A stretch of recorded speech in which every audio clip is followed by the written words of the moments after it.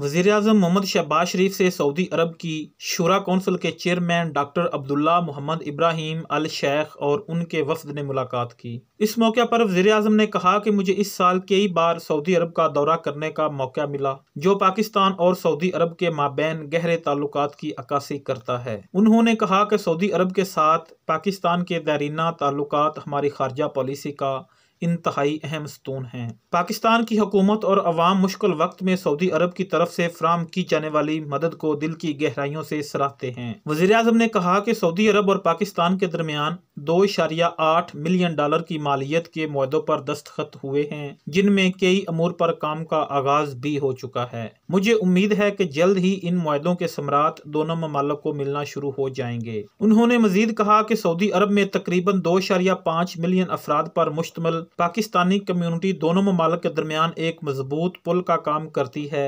पाकिस्तान गजा और लुबनान के अवाम के मसाइब और इंसानी हकूक की खिलाफ वर्जियों के खिलाफ तमाम कोशिशों के लिए अपनी मुकम्मल हमायत जारी रखेगा।